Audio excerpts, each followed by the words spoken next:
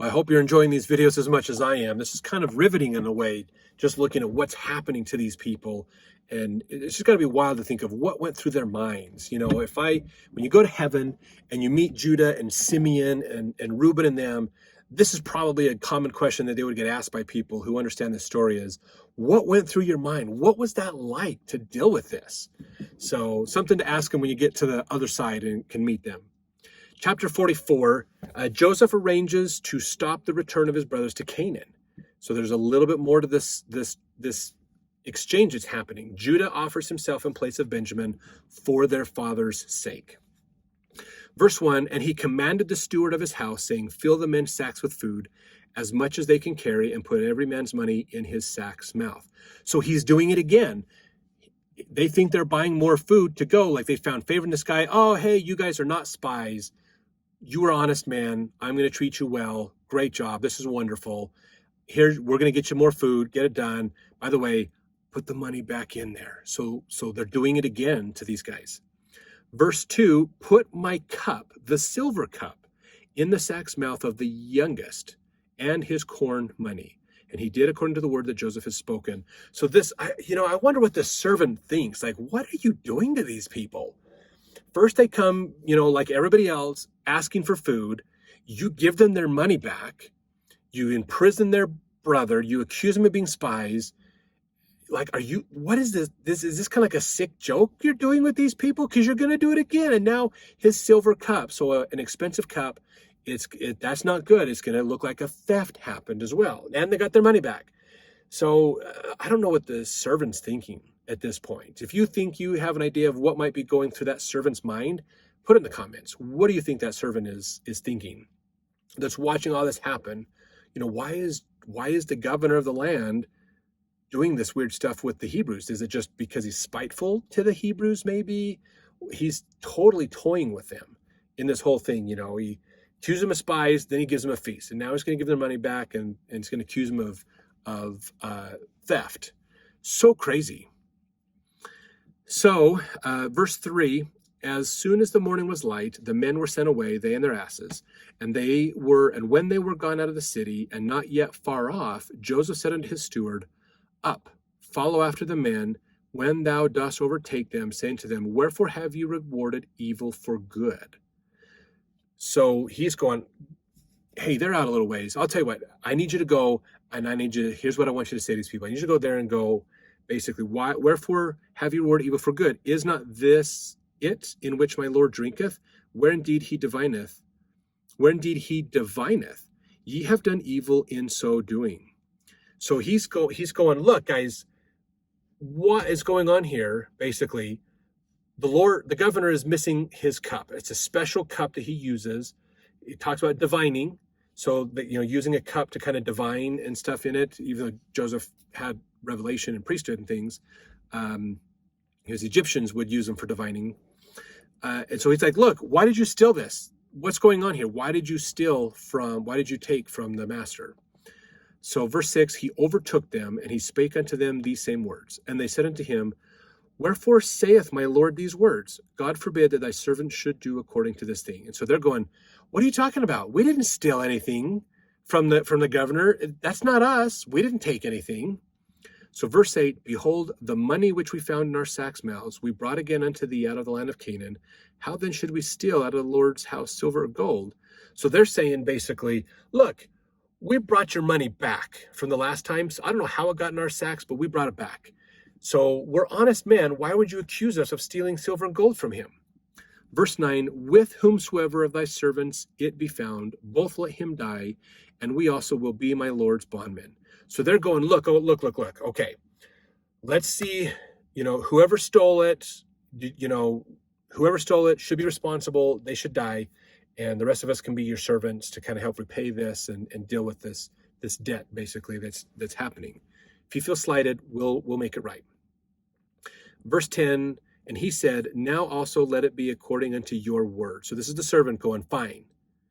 We will punish who stole it. He with whom it is found shall be my servant, and ye shall be blameless. So he's saying, whoever stole it, you're coming with me. The rest of you will be free to go. So verse 11, then they speedily took down every man his sack to the ground and opened every man his sack. And he searched and began at the eldest and left at the youngest, and the cup was found in Benjamin's sack. So they went to Reuben, he opened it up. Holy crap, the money's back in here. What's going on? But that's not the cup.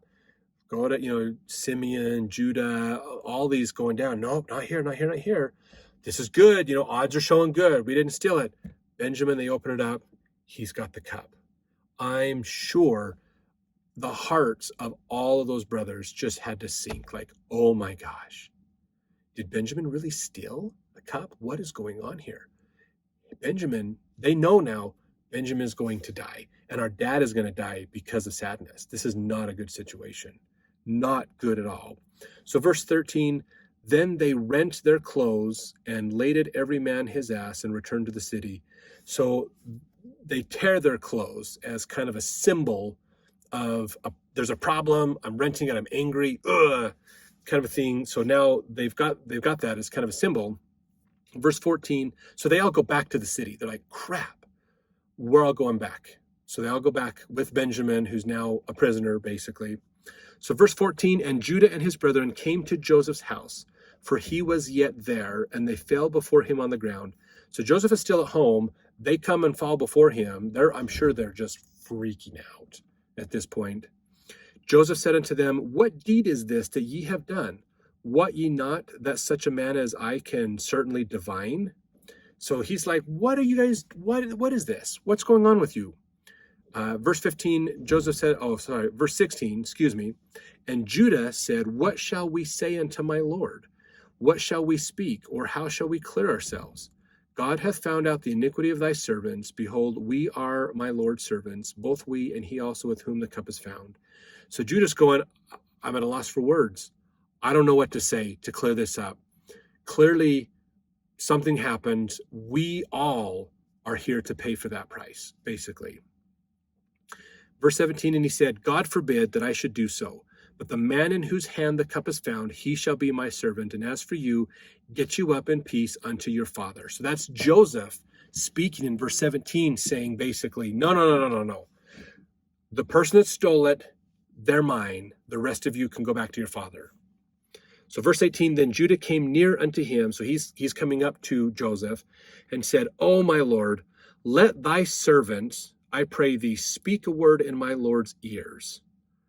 And let not thine anger burn against thy servant, for thou art even as Pharaoh. So Judah's going, oh, governor, let me come talk to you for a second about this.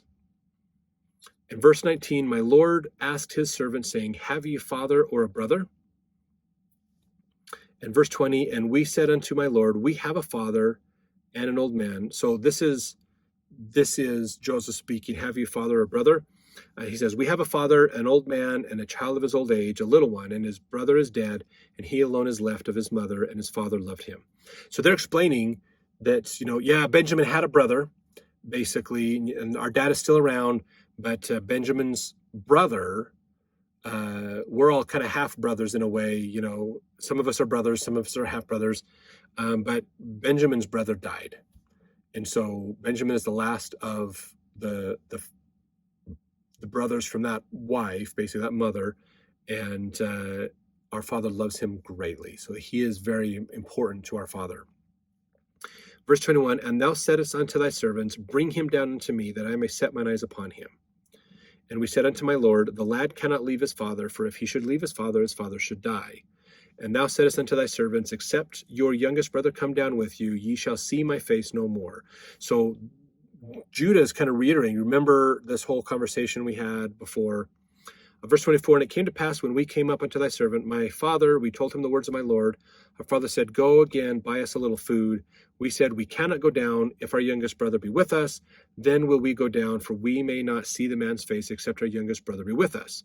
And thy servant, my father, said unto us, ye know that my wife bare me 2 sons. And the one went out from me, and I said, surely he is torn in pieces, and I saw him not since. And if ye take this also from me, and mischief befall him, ye shall bring down my gray hairs with sorrow to the grave. Now therefore, when I come to thy servant my father, and the lad be not with us, seeing that his life is bound up in the lad's life, It shall come to pass when he seeth that the lad is not with us, that he will die. And thy servant shall bring down the gray hairs of thy servant our father with sorrow to the grave. For thy servant became surety for the lad unto my father. So when he's saying the word thy servant, he's meaning himself, Judah, basically. I became surety for the lad unto my father, saying, if I bring him not unto thee, then I shall bear the blame to my father forever. Now therefore I pray thee, let thy servant me abide instead of the lad, a bondman to my Lord. Let the lad go up with his brethren. So Judah's saying, take me instead. I swore to my dad that he would live and he would come back. So take me instead and let my dad live, because my dad is going to kill over, literally, if he finds out that Benjamin's not with us when we go back. It's going to break his heart, didn't devastate him. So verse 34, for how shall I go up to my father and the lad be not with me? Lest peradventure I see the evil that shall come upon my father. So he's saying, let Benjamin go, let me stay. Let me take him. And they're kind of blaming themselves, realizing that again, they're still on this idea that God is getting back at them for what they did to Joseph. And so Judah is kind of coming forward going, let me be responsible. I'm going to take this. If you realize it was kind of his idea to get rid of Joseph in the first place. So he's kind of seeing this as, look, I can't do this to my dad twice. I'm sure they did not think about what this would do to their dad when they came back with a bloody coat to tell him Joseph was dead. I'm sure they watched their dad just be devastated. And I'm sure that got them to think, maybe we shouldn't have done that to Joseph. And I'm sure they have felt guilt ever since then. For these 20 some odd years, they have felt a little guilt about that. But time, has that way of getting you beyond stuff sometimes.